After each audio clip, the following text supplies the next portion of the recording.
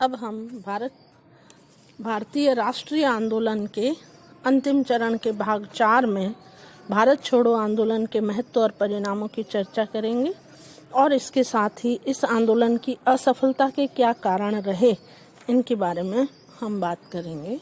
तो यह आंदोलन कोई साधारण आंदोलन नहीं था। कांग्रेसी नेताओं को एकदम जेल में बंद कर देने और शांत प्रदर्शनकारियों पर असह्य अत्याचार करने के बाद जनता ने स्वप्रेरणा से आंदोलन चलाया और इस आंदोलन में भाग लेने वाले हजारों व्यक्तियों ने अदम्य साहस और सहनशीलता का परिचय दिया। सैकड़ों लोगों ने अपने जीवन का बलिदान कर दिया। अंग्रेजों ने देश में हिंसाने की सारी जिम्मेदारी गांधी जी पर डाल दी। गांधी जी ने इसका विरोध करने के लिए 10 फरवरी 1943 से 21 दिन का उपवास प्रारंभ कर दिया।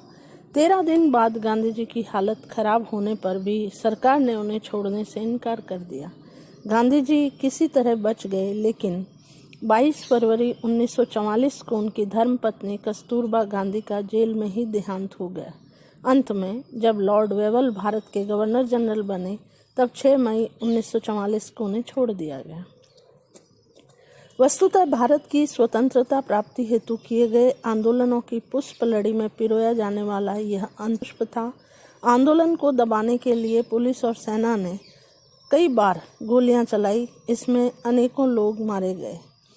अब ये आंकड़े सभी इतिहासकार अलग अलग देते हैं।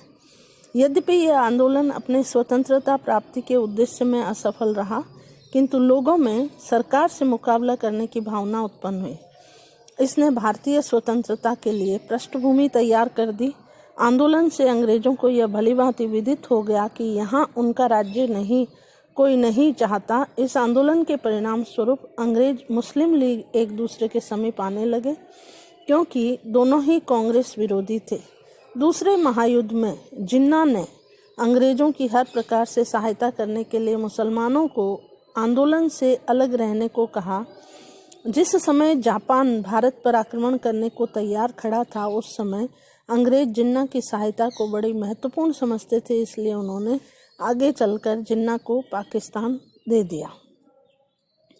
इस आंदोलन का विदेशों पर भी प्रभाव पड़ा। 25 जुलाई 1942 को चांग काई शेक ने रूजवेल्ट से लिखा, अंग्रेजों के लिए सबसे श्रेष्ठ नीति यह है कि भारत को पूर्ण स्वतंत्रता दे दे। इस पर रूजवेल्ट ने कहा कि जो बात चांग चाहते हैं उसको स्थगित करना ठीक नहीं। तत्पश्चात चर्चिल ने धमकी दी कि यदि चीन भारत के आंतरिक मामलों में हस्तक्षेप करता रहा तो अंग्रेज चीन के साथ अपनी संधि तोड़ देंगे। इन सभी का परिणाम यह हुआ कि युद्ध के बाद अमेरिका और इंग्लैंड में जनमत इतना प्रबल हुआ कि इंग्लैंड को विवश होकर भारत को स्वतंत्रता देनी पड़ी। हम बात करेंगे आंदोलन की असफलता के कारण। तो डॉक्टर अंबा प्रसाद ने इस आंदोलन की असफलता के 3 मुख्य कारण बताए हैं। पहला, इस आंदोलन के संगठन और योजना में कमियां थी। किसी भी जन आंदोलन को प्रारंभ करने से पूर्व उसके नेताओं को आंदोलन की रणनीति का ज्ञान होना आवश्यक होता है, लेकिन इस आंदोलन के नेताओं ने कोई रणनीति निश्चित नहीं की थी।